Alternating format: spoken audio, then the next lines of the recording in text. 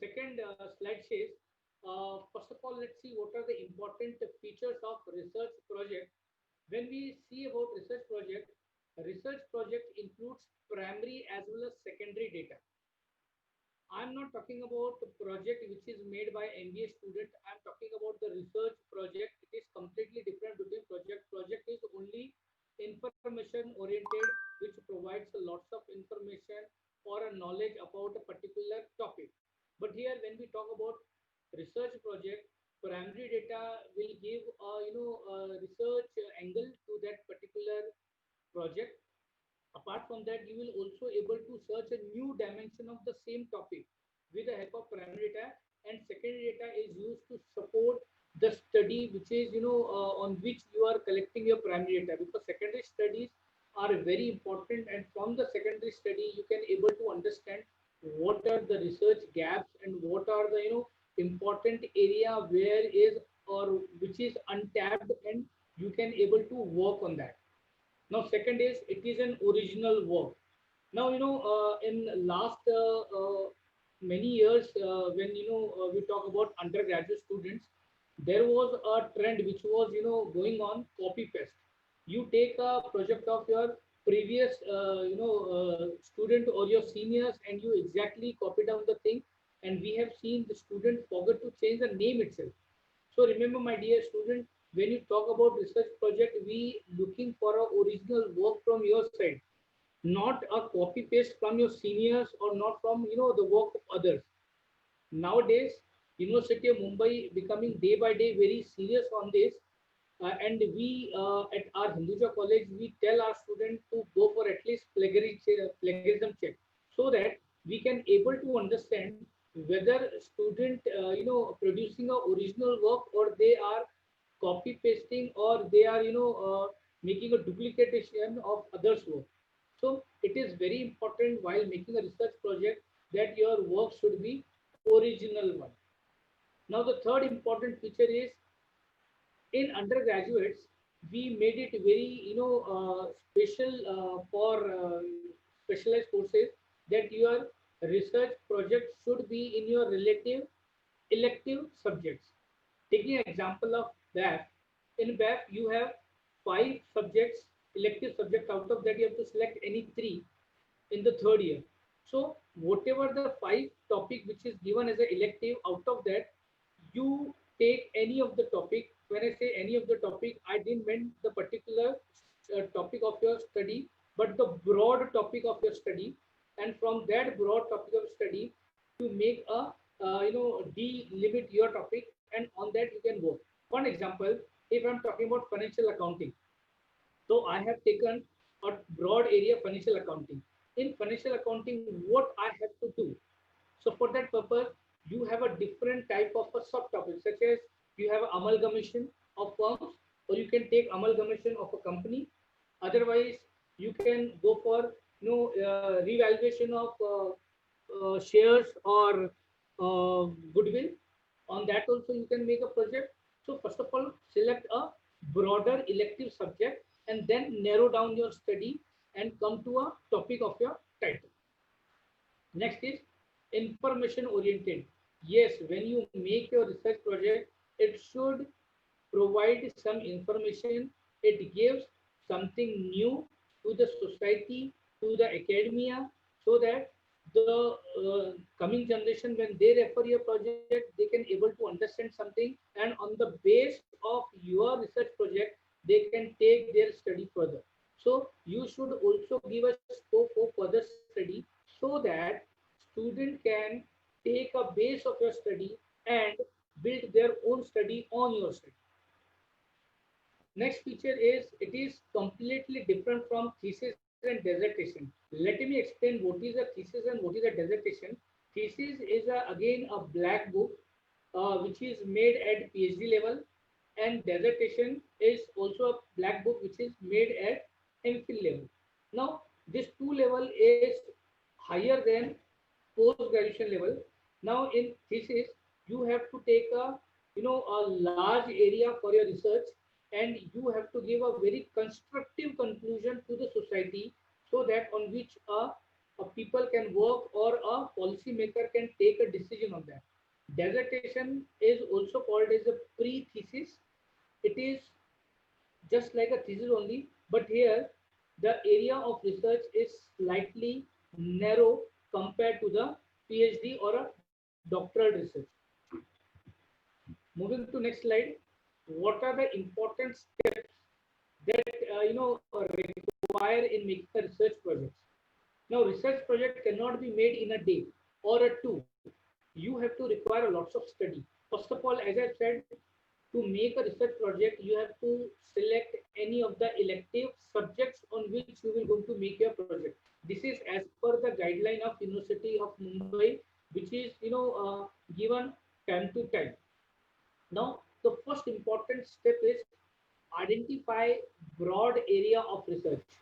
When I talk about broad area of research, coming to your course, either it is a BCom or a BAF or banking insurance or investment management, everywhere in third final year we have a research project.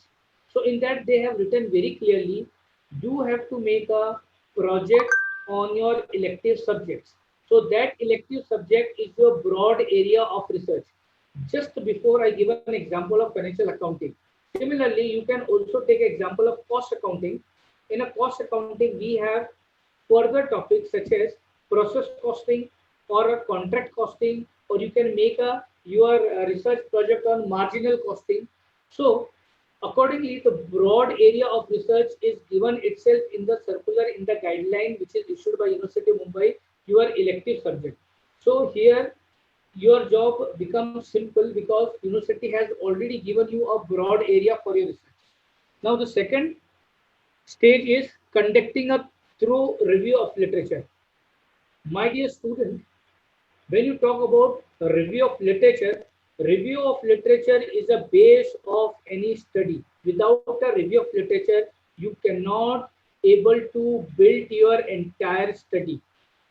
If you try to make your study or try to construct your study without a review of literature, your outcome will be useless.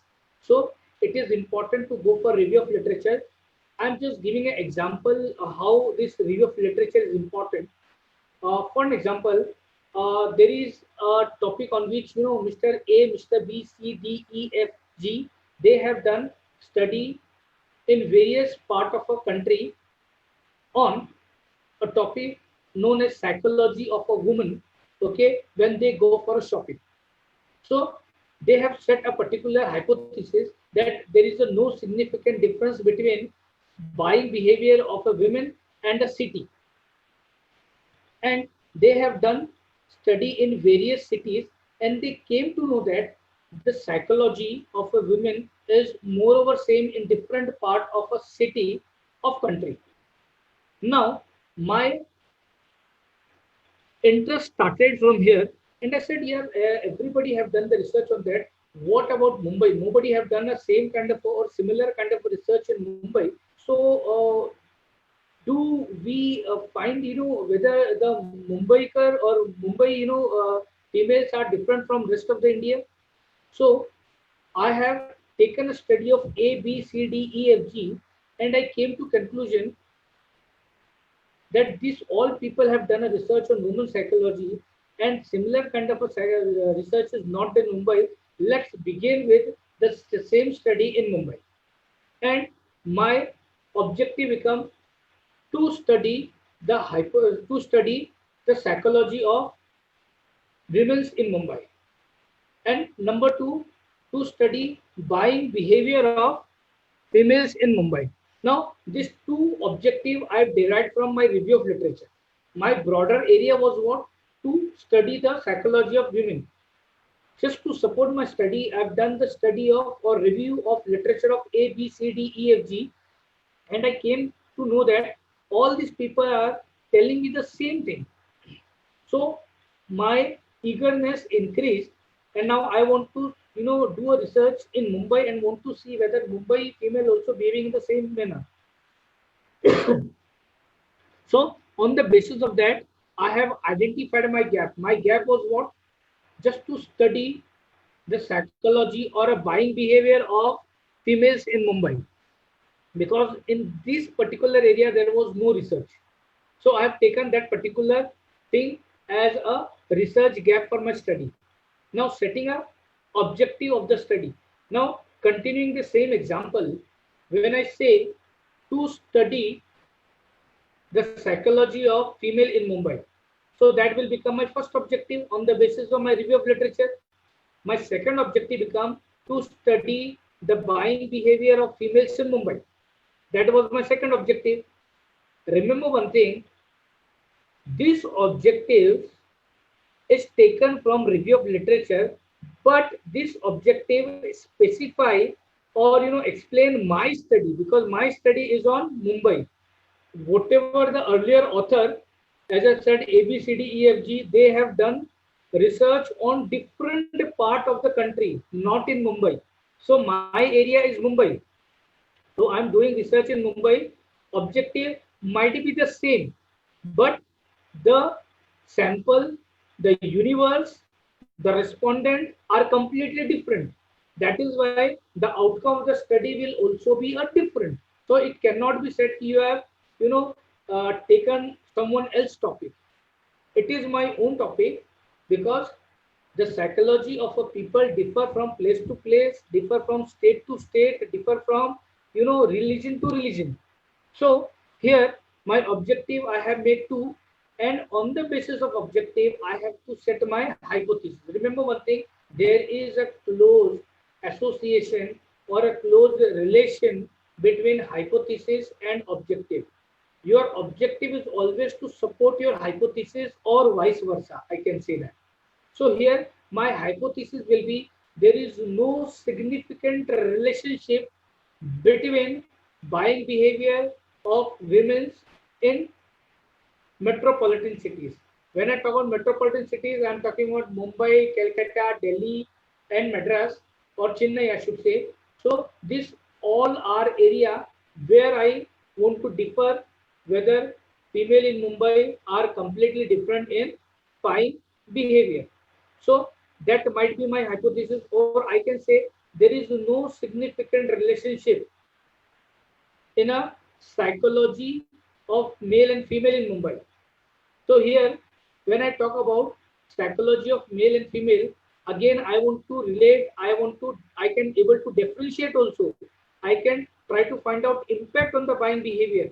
So many things will be there, but remember one thing, your hypothesis should be, very close to your objective.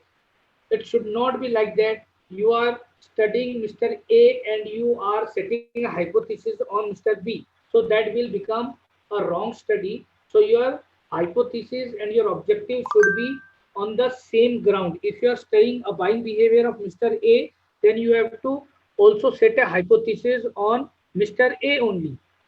Now, sixth step, which is very important, that is research design. Research design is very important because in the research design, you talks about your universe. Universe means from where you will going to collect the data. For an example, in my study, I have taken Mumbai as my universe. Hello, sir. 1 minute, sir, please. Yeah. Can you increase the volume of your laptop, sir, please? Okay, sir. Thank you, sir.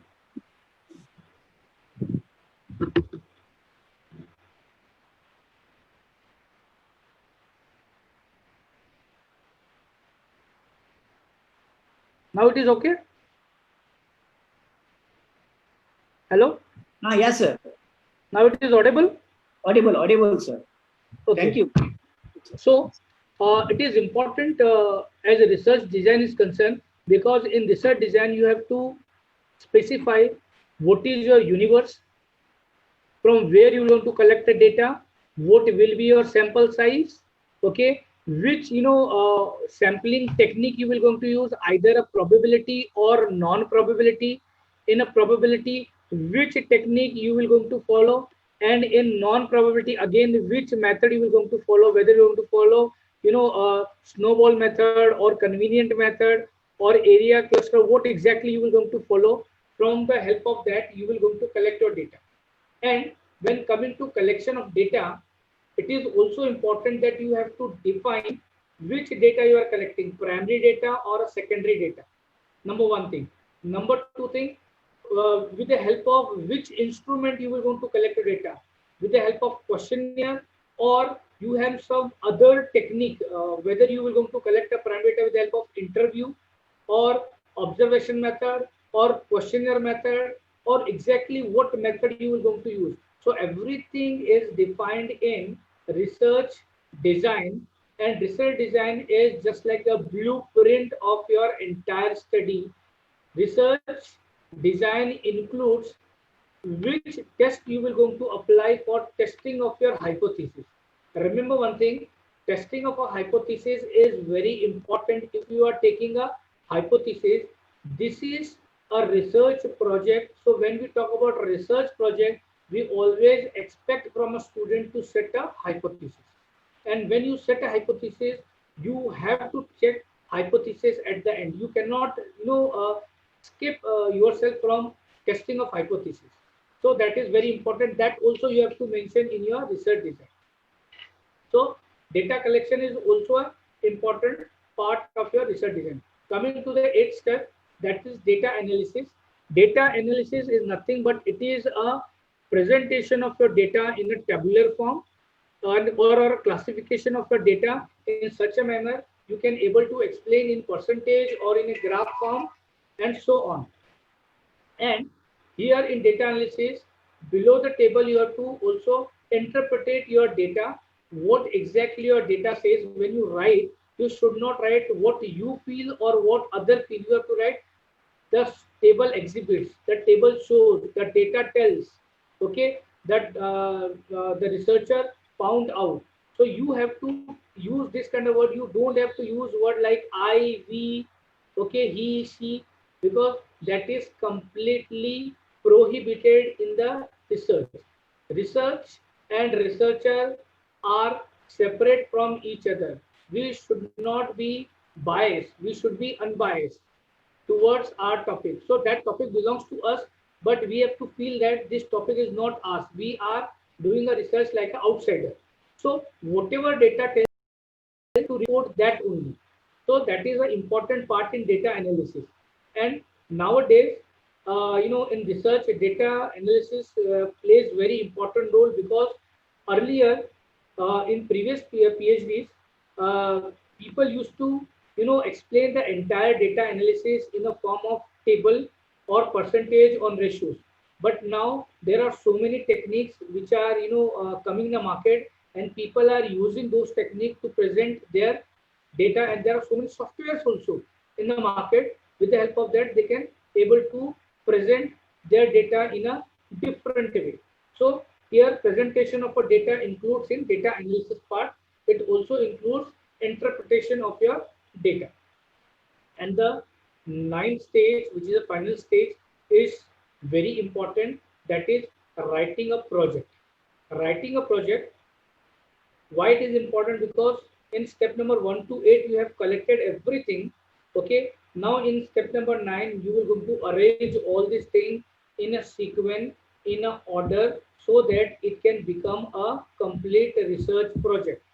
So it is very important to know which thing will going to come at what place, that we will going to see at the end when we talk about writing of a project. Now moving to next slide, review of literature. Yes, what I have explained in the last PPT, we will going to see each and every aspect in detail. Talking about review of literature, now how to go for a review of literature. There are many way to search a related topic of your related to your topic, such as we have excellent search engine with us, Google. And on a Google, you have to type rough topic, name of your rough topic, and add a word PDF. For example, if I want to do a research on human resource management, so I will write human resource management .pdf. So I will get all the article or all the research paper or all the published material which is in a PDF form. So I can download those PDF form, I can study those PDF form and try to find out the important variables which is there in that particular study. Now coming to question, what is a variable? Variable means a particular elements. For an example, if I am doing a study on average height of SY become student, okay? So here my variable is height. Second variable is gender, because किसकी height मैं देखूंगा? I will going to check the height of a student. Student can be recorded in gender, either a male or either a female. So gender is my one variable and height is my another variable.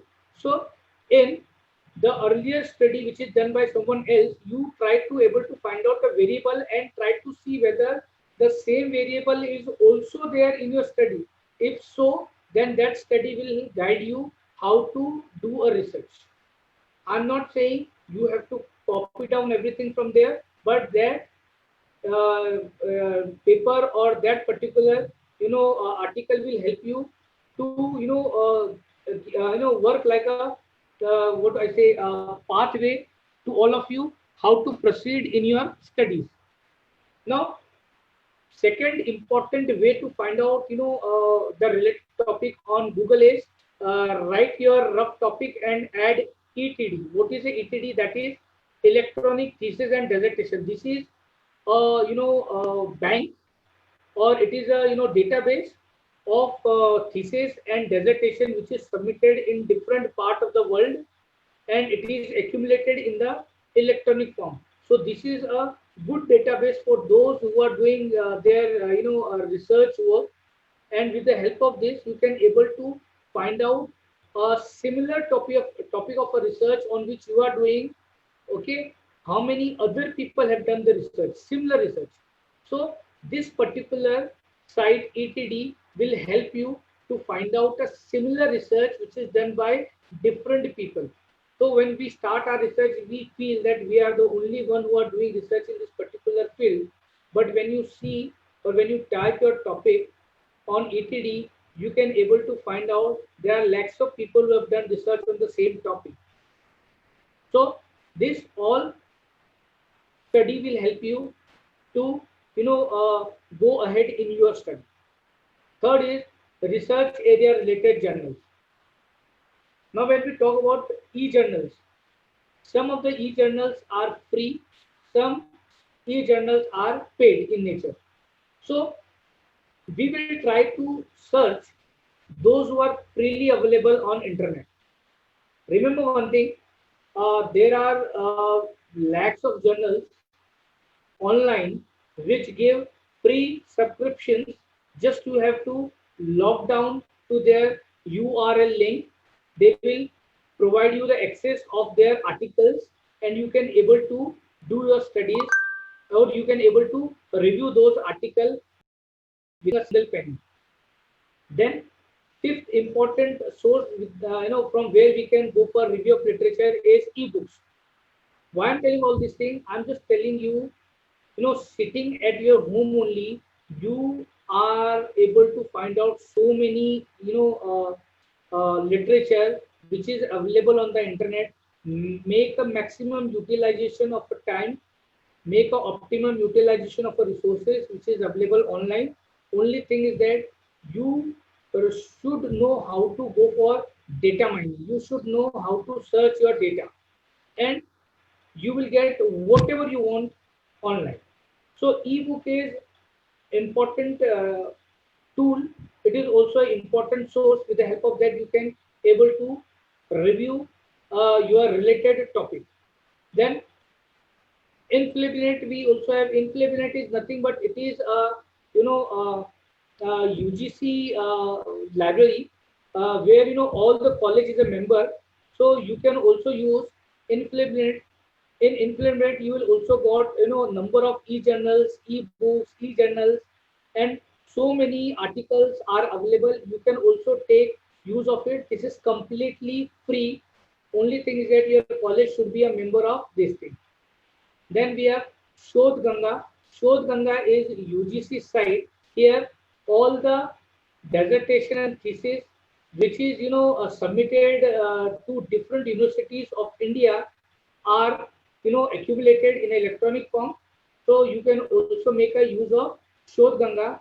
I missed out point number 4, that is Emerald Insight. Emerald is a journal.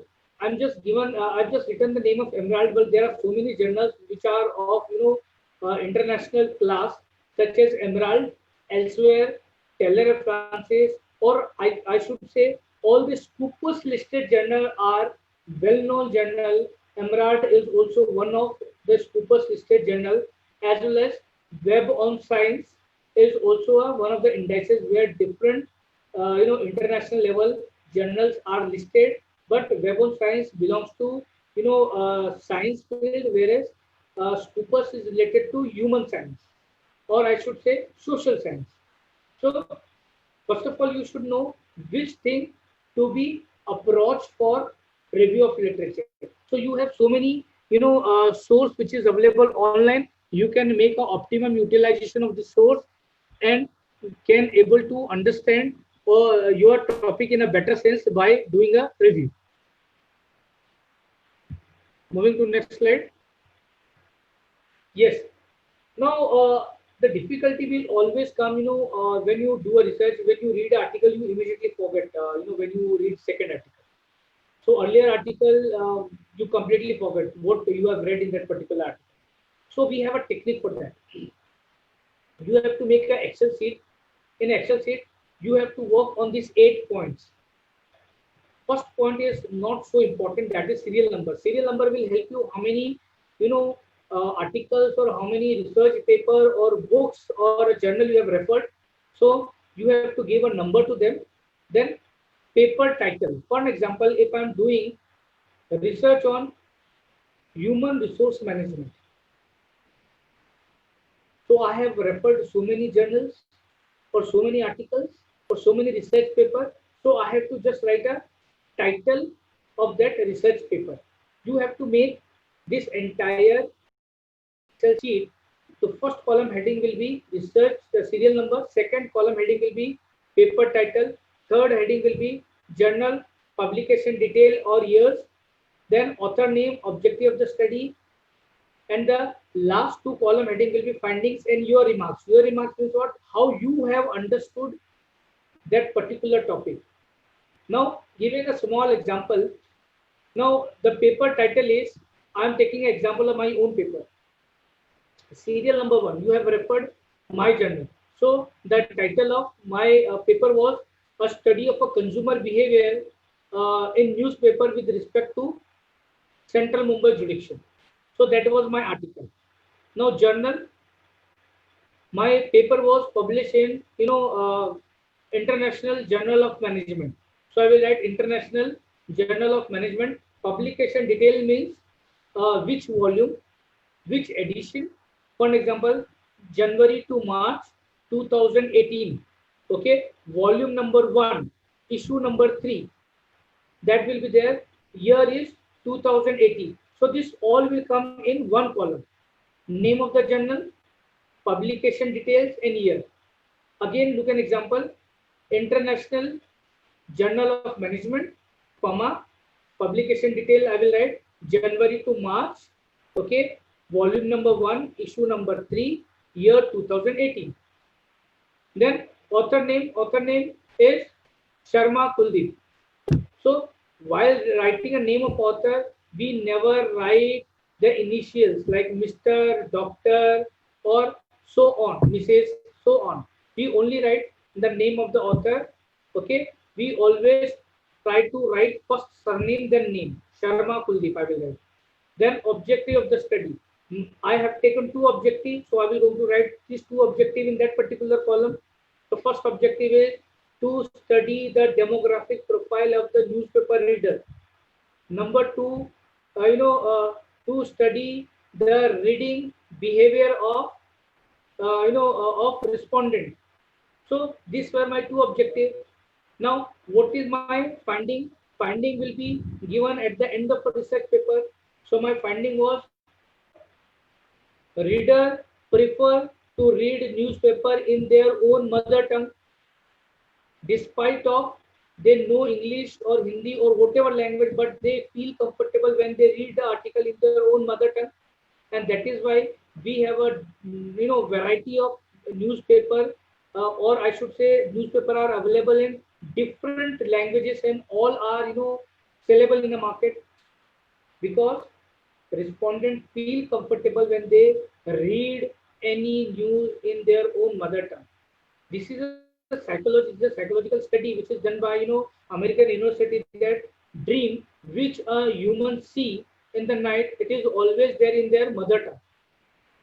Okay, it is not in some other language. For example, if I belongs to a particular community, for example, I'm a Punjabi.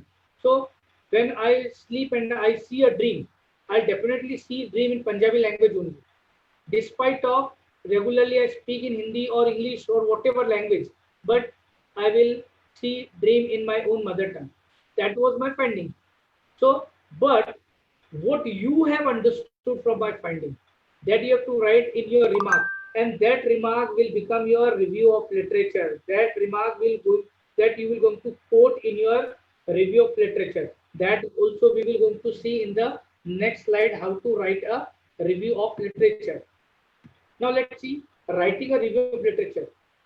Why I am putting so much focus on review of literature? There are two things behind that. There are two reasons for that. Number one, the guideline of University of Mumbai says a review of literature should be one of your important chapter while making a research project.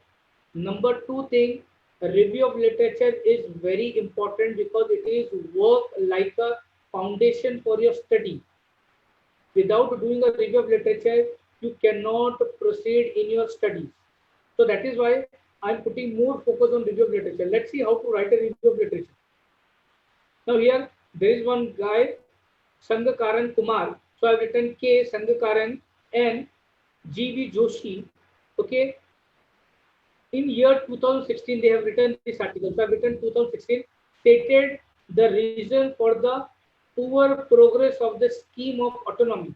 This is a review of literature. I made one paper on autonomous paradigm shift in higher education from affiliation to autonomous.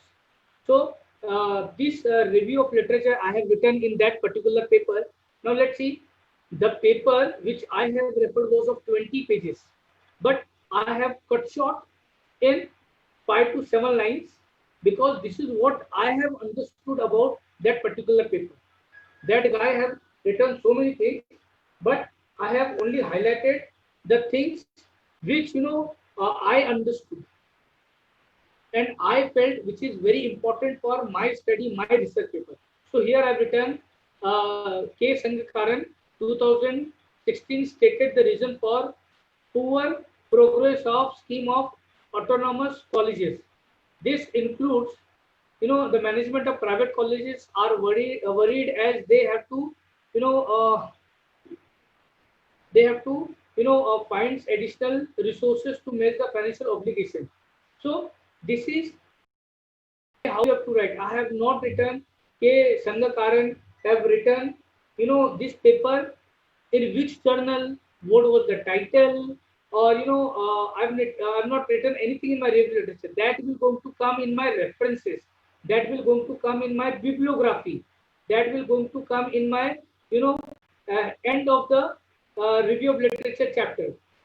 Here I will only going to mention what are the important things which he have included in his paper or in his article or in his book, whatever the literature I am referring. The another example we have Dev Rahul Poli Namarta 2014. They also have the studied that the students from autonomous institution are more satisfied than the normal or non-autonomous institution.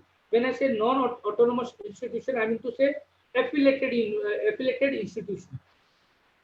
So these are the two important. Now let's see, is both the thing are, is both the review of literature are related to one particular topic. Why I have taken two review of literature of same topic, just to explain you how you have to focus on one thing. Now here in both the review of literature, I focus on the status of autonomous college first review of literature talks about the financial crunches or financial obligation or financial problem which autonomous colleges faces. And in the second review of literature, I have, talked about the satisfaction level of the learner. Learner means student. What they are, learning or how they are satisfied from the setup of autonomous institution. So the main focus of my review of literature is only one thing, that is the autonomous colleges. So this is how you have to write your review of literature, taking one particular topic as a center point. Yes. When you go for review of literature, definitely what you have referred, you will going to record, or you will going to write at the end of your chapter in a bibliography chapter, or at the end of a review of literature chapter under a heading of references. So there are four basically types of writing a references. Citation we write in four ways. First one is APA style. APA style is American Psychological Association style. Second, we have MLA style, that is Modern Language Association style. Then we have a Chicago Manuals, and we have Harvard style. These are the four important popular style, that are used for citation. As academic research is concerned, we always follow APA. Okay, your Chicago manuals are used for writing business articles, whereas this thing MLA is also used for academic writing, but more popular are APA style, that is American Psychological Association style. Now here let's see, in the last slide I have written some review of literature, and that article I have taken from Sangakaran K. Okay, now let's see, here I mentioned the entire detail about that article. That article was Emerging Trends and Student Psychology in Higher Education, that belongs to Journal of Comparatively Psychology, and it was on 122 page, volume, and page number 441 to 444. The date of issue was 10/10, and that was URL coding, which every paper is there when you take from internet. So when you download any paper from the internet, copy down the entire URL, and you have to paste the entire URL in your references, just to tell you, just to tell from where you have taken this thing. Remember one thing, when you give a citation to an author to whom you have referred, it will also give you a kind of a shield to keep yourself from plagiarism. Otherwise, if you have taken some of the part of the study of someone else without a quoting, it will be taken as a plagiarism, and it is a crime. So you will be booked under Copyright Act. So to avoid those kind of circumstances, to keep from those acts, better to quote the person or to cite a person from whom you have taken the material. Now coming to objective of the study. As in the third slide, we have seen the stages in writing a research project. In that, after review of literature, we have written objective of the study. Now let's see how to write the objective of the study. Number one, it should be a clear statement. When I say clear statement, it means there should not be any complicity in the statement. There should not be any conjunction in the statement. There should not be any, I should say, very comma or any, what we say, key puncture in the statement. For example, if I want to study a particular thing, for example, I want to study a behavior of Mr. A. So I will write to study a buying behavior or a financial position or psychology of Mr. A. So it is a very clear statement, very plain statement, very simple statement to study or to find out, to analyze, to compare, okay, to identify XYZ. So that is a clear statement.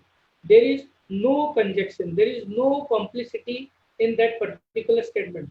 Otherwise, people write paragraphs in the objective. I want to study this so that it will help that and it will lead to me this position. So that is not an objective. Objective is what?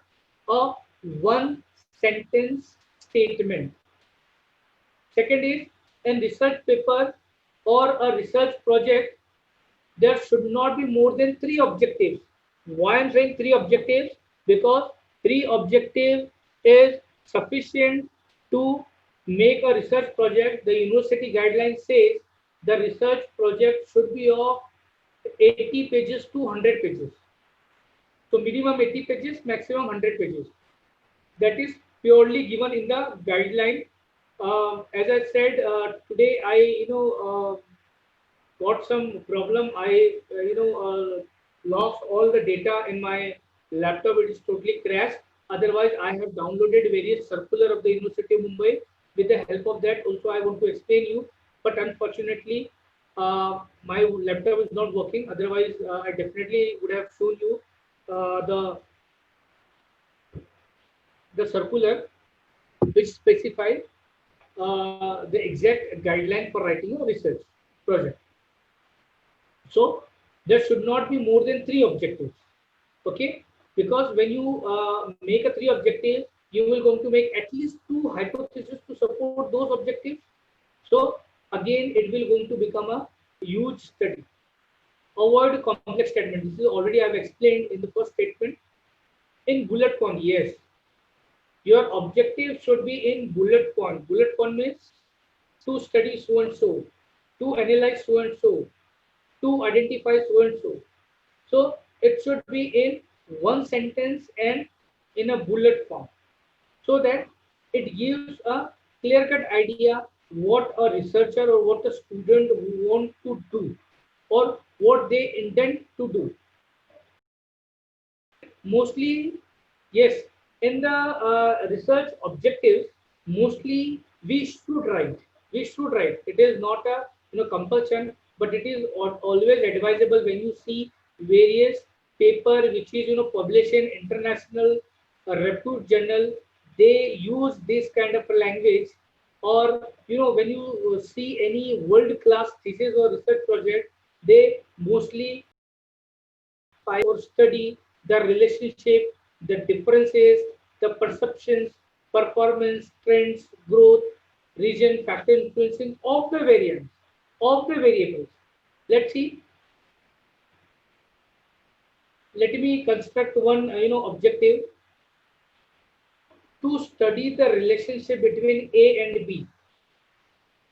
So the relationship between A B can be either they might be a friend, they might be a family friend, they might be a relative, they might be an enemy, or what are they? We have to study. Or we can also say to find out the difference among Mumbai city and Delhi. So I can able to find out a difference. Then to study the perceptions of online course users, those who are studying online or online students.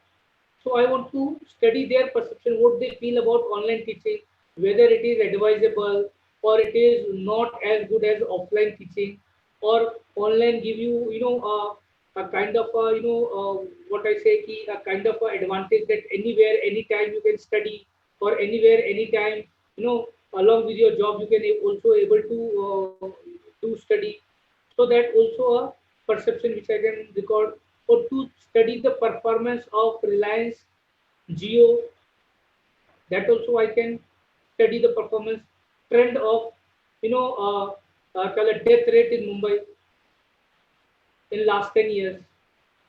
I can also see the growth of public passenger transport in Mumbai region, to study the various region for to study the various region for demonetization or factor influencing the buying behavior. So this thing can be studied, and with the help of using these adjectives, we can frame our objectives. Setting of hypothesis. Yes, early in the morning I made this slide very beautifully, but as I said, I lost my entire data. So this is what I've taken from my email ID. I've recollected from my email ID. So here I've not done the proper explanation. I have not given an example, but in my modified slide there was example. But still, I try to explain. Look at your objectives. As I have already spoke in so many slides, your hypotheses are purely depending on your objective. Your hypothesis is just to support your objectives. Taking a small example, I want to study a satisfaction level of SY becomes student A division and B division. So my first objective is to study the satisfaction level of SY becomes student. Okay, so on the basis of that, I will set my hypothesis that there is no significant difference in the satisfaction level amongst SY become student. When I say among SY student, means I'm talking about A division and B division, or I can also write like this way: there is no significant difference in the satisfaction level of SY become A division and B division. So my objective was related to recording of satisfaction level, and in my hypothesis, I am try to justify, or I try to present that there is no difference between SY become student and FY become student satisfaction level. So my hypothesis is supporting my objective, or my objective is supporting my hypothesis. I can say vice versa. Remember one thing, a review of literature is very useful in setting a hypothesis. Just giving a small example, how or why review of literature is very important in setting a hypothesis. Suppose today I am making a statement. Let me explain first of all what is a hypothesis. Hypothesis is nothing but it is a statement, it is a assumption which is supported by relevant review of literature. It is nothing but it is a plain statement which is supported by relevant review of literature. Okay, and we have basically two types of hypothesis: null hypothesis, which do not make any judgment, and second is alternative hypothesis, which is a replacement of a null hypothesis. Now let's see. I made one null hypothesis. This example I'm taking just to explain you why review of literature is very important.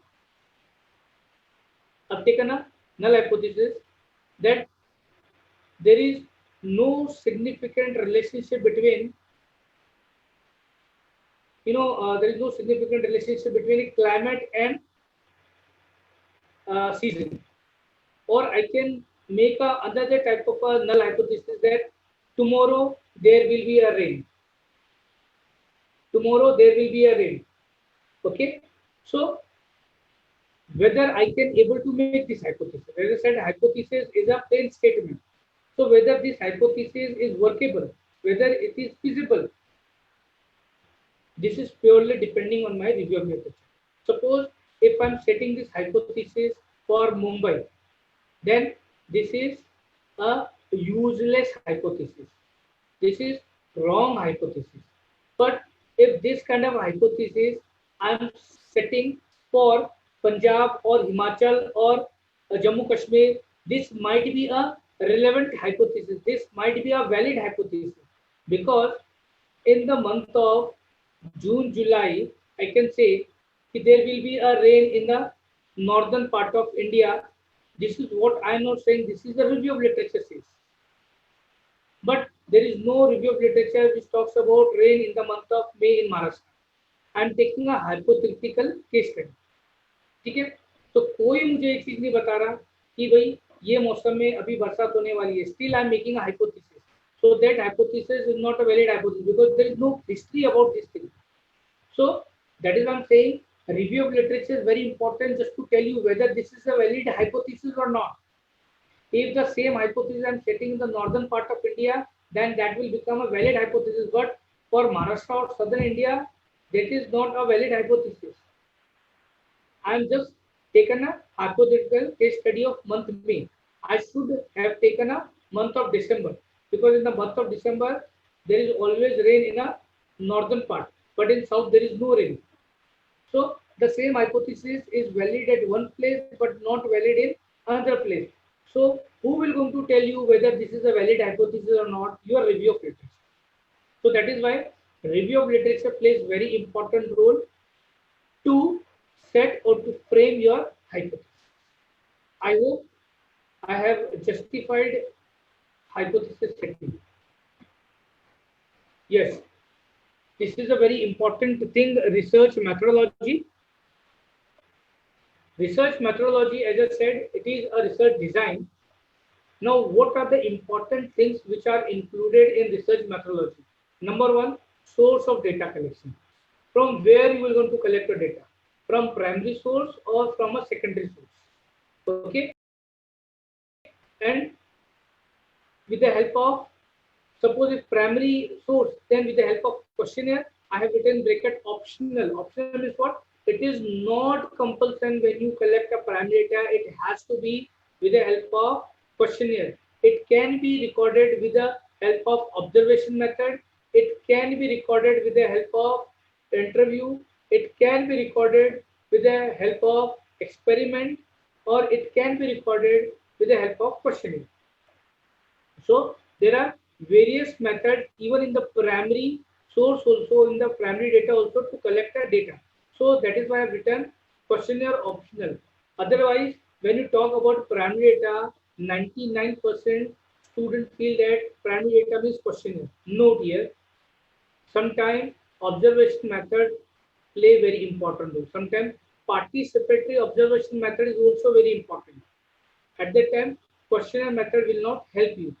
When when you talk about, to experiment some psychological thing on an animal, or psychological experiment on animal, at that time you have to follow participatory method or observation participatory method to record your primary data.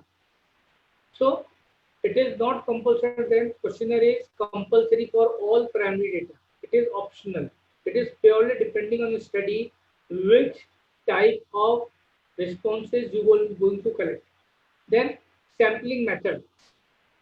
As I have already stated about this thing, it is very important to know which technique of sampling you will going to use, either a probability or non-probability.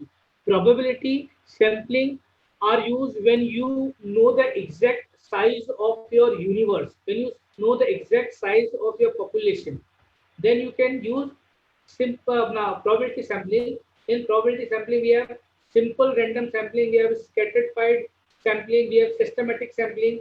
So all this sampling technique under probability follow certain rules, follow certain principles, follow certain formulas.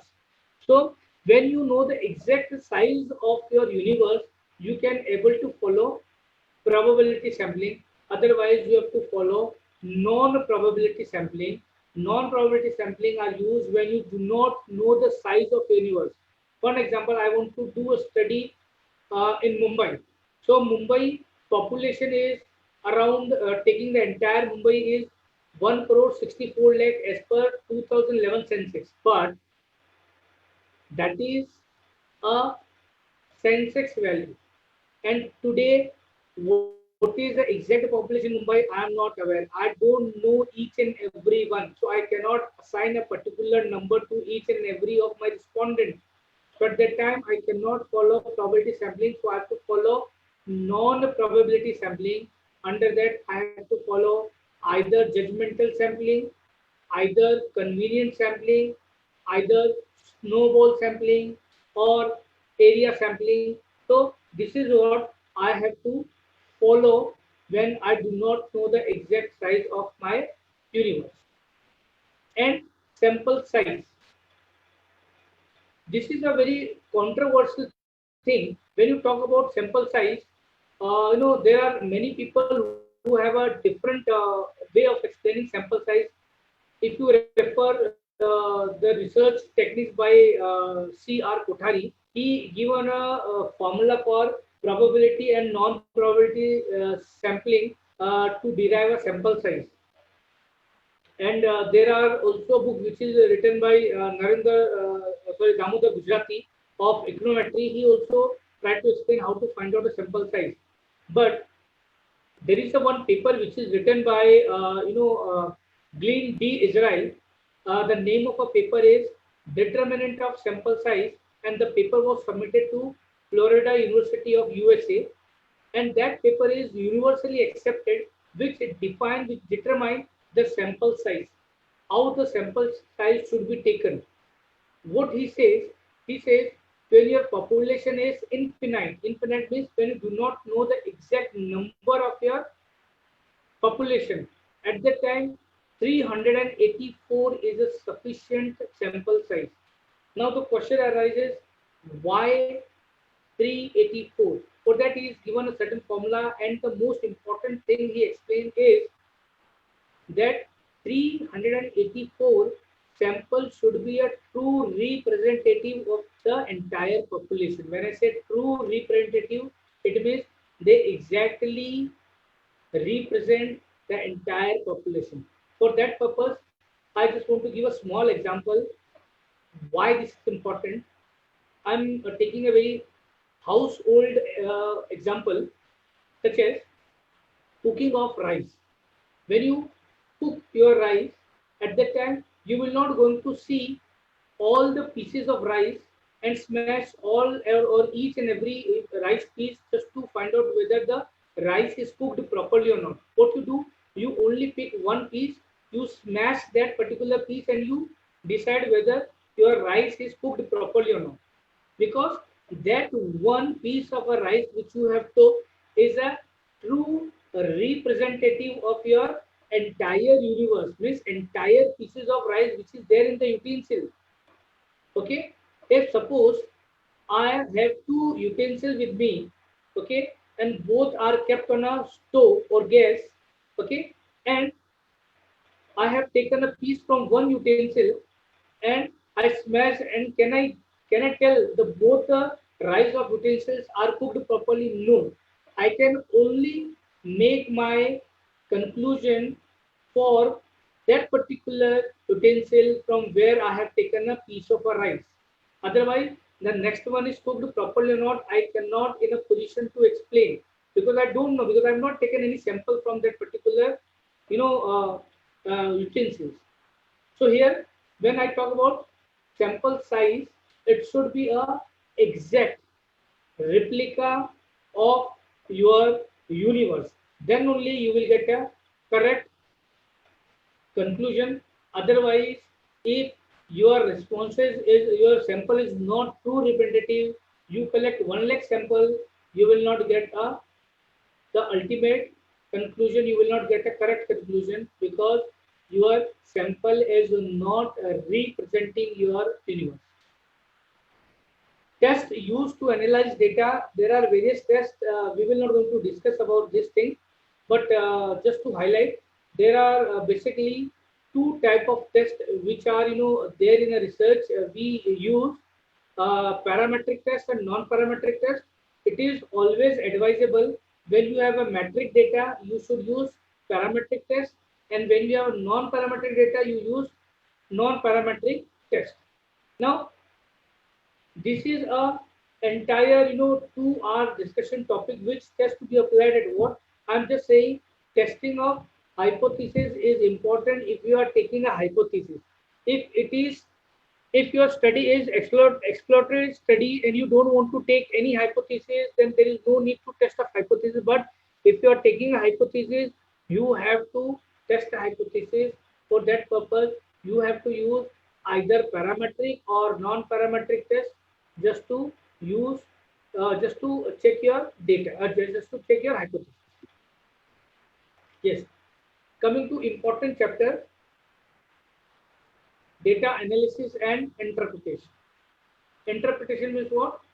Writing about your data.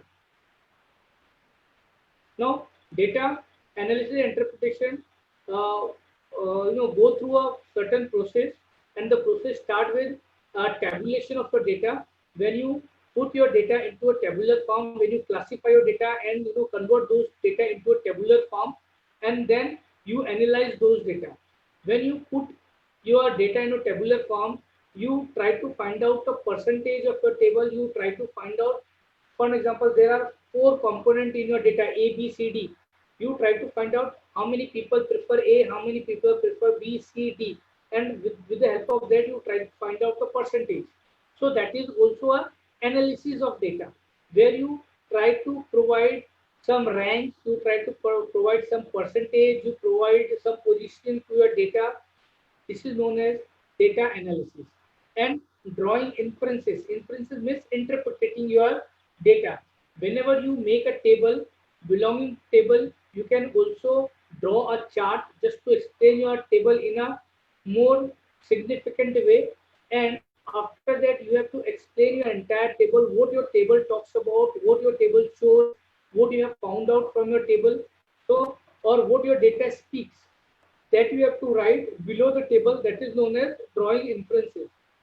And the last what I said, after this thing, testing of a hypothesis are very important, and that is included in the data analysis chapter only. Yes, this is the format of writing a research project. This is a format, this is a specified by University of Mumbai. This is not specified by me. University of Mumbai says these are the 5 important chapters that should be there in your research project. What are they?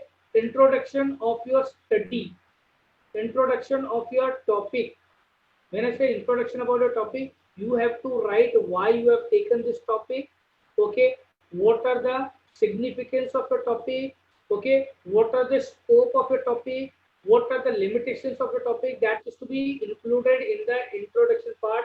You can also write down the background. Background is history of your topic, or any important definition or important tabs which you want to explain. You can include in chapter number 1. That is a introductory chapter.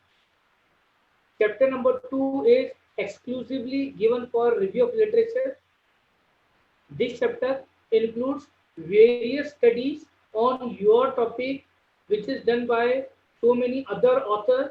So you have to refer those things and try to explain how this thing is related to your topic, and how this review of literature will going to help you to identify your research problem or research gap. Because without a research gap, you cannot go for a research. You require, or you should have some research question in front of you. Without having a research question, what or for whom answer you will going to search. So without a question, there will not be any answer. So without a research gap, there will not be any study. So research gap is identified with the help of a review of literature. So review of literature can be divided at studied at international level, at national level, at state level, at regional level, or it can be divided as book review, books review, or journal review, or dissertation, thesis review, or article review. That also can be written, or it can also be bifurcated like that. Then third chapter is research methodology. In research methodology, the all research related things are included, such as statement of the problem, objective of your studies, hypothesis of the studies, then research design, collection of data, then sample size, which test you will going to apply, okay, for testing your hypothesis. And if you have done some pilot study, that also included in your research methodology.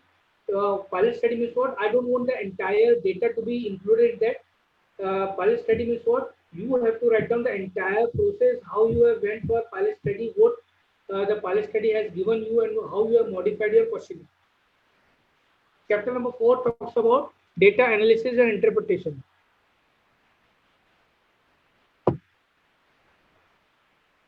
Now, data analysis and interpretation, as I have already explained, this chapter includes only table, charts, okay, then inferences of your tables, okay, testing of hypothesis. This all are included in this chapter, data analysis and interpretation. And the last chapter is finding conclusion, and suggestion. When I talk about findings, you can also write findings like finding from objective number 1 to finding from objective number 2 or finding from objective number 3, or you can also write the lump sum finding. Okay, but it should be written in point wise. It should be written in bold point so that a reader or can able to see or able to understand clearly what you have found out from your study. Then conclusion and suggestion. Suggestion is what you want to advise after doing this study. Okay, for example, if you are doing study in process costing, so what suggestion you want to give, how to use process costing as per your way, or if you want to add some technique to process costing, you can also suggest those techniques or models which you have developed and you feel it is very, you know, effective in process costing. You can also give in suggestion. And after that, it is advisable if you write a scope for further study or a, you know, future study, scope for future study. If you write that thing also, it is well good, though it is not given in the guideline or format of a research project which is mentioned by University of Mumbai. And at the end, you have to write bibliography. Yes, here it is very important to know the difference between bibliography and references, because while explaining the second chapter, review of literature, I have written, after writing a review of literature, at the end of a chapter you have to write down the references. Now here I am telling to write down the bibliography. References means what? The particular article, book or literature from where you have taken something, so that will be called as references. But when I say bibliography, bibliography means what? All those of literature which you have used, okay, while doing your study. Out of that, whether you have taken something or not, that is a different story, but you have referred. For example, I have referred one book, research methodology book. Okay, just to understand how the my format should go. I can also write in my bibliography, but I cannot write that book in my references. References means what? The literature from where I've taken something. Bibliography includes everything, whether you have taken or whether you have not taken. So that is the difference between references and bibliography. These are the some of the university guideline for project. But as I already told you, it is PPT which I am using directly from my email ID. So this link cannot be opened here. Otherwise, I have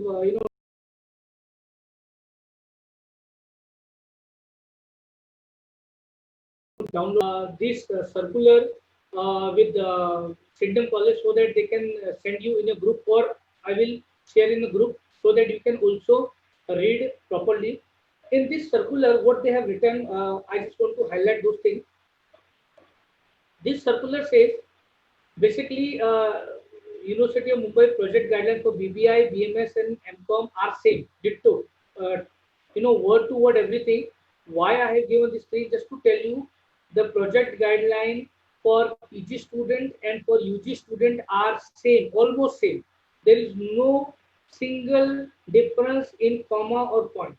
It is word to word same. Now, what they have written like this. You have to make a project on your elective subject. Number one thing. Number two thing, they have made you can make a project, research project on your elective subjects, or you can make research project on internship based. Internship based means what? You have to work with some company at least 20 days, at least for 20 days. And on the basis of that, you have to make a project, research project on the basis of internship. And in that, the format is slightly different. You have to start with executive summary. Okay, then background of the company. So there, the format for writing a research project is slightly different. But the moreover, the thing are same. The line spacing is 1.5. Again repeating, the line spacing is 1.5. Font size is 12. New Times Roman. Okay, the margin of a page is 1.5 inch on the left side, and the rest of the side it should be 1 inches. The paper should be A4 size. And for research project, the minimum page is 80 and the maximum page is 100. And for internship based project, minimum page is 50 and maximum is 80. So this is what they have given for research project on the basis of elective subjects and the research project on the basis of internship. So on the basis of internship, you have to make a project of at least 50 pages and maximum 80 pages. Whereas on the basis of electives, you have to make minimum 80 pages project, maximum 100 pages. So this is what they have given in their circular. Once again, I am repeating. Line spacing is 1.5 inch. Font size is 12 New Times Roman. Line spacing, margin spacing on the left side is 1.5 inch, and the rest of the page, that is top, right side and bottom, 1 inch. Okay, page should be used A4, and size as I've already told you for subject elective, minimum 80 pages, and for internship base, minimum 50 pages. So this is what you have to remember while making your research project. Yes, this is also very important. If you are making a research project, you should know the evaluation pattern of the project work. So, the entire evaluation process are divided into two parts: hard copy and viva. Hard copy is given 60 marks, assigned 60 marks, and viva is assigned 40 marks. So total your research project is of 100 marks. Now let's see, for hard copy what they will going to see. They will going to see your introduction and other area covered, research methodology, presentation, analysis, and interpretation of data. When I say presentation, means your entire lining should be justified. Justified means what? There should not be left allied or right allied or central allied. It should be justified, proper, in a one way. How you are presenting your book, then conclusion and recommendation. So this total consists of 60 marks. 20 marks is given for your introduction, then 30 marks is given for your research methodology, presentation, analysis and data interpretation, and 10 marks is given for your conclusion and recommendation. Actually here you should write suggestion. Recommendation is not a proper word. Recommendation is given when someone authorize you to give something. If someone tell you to give a suggestion, then it becomes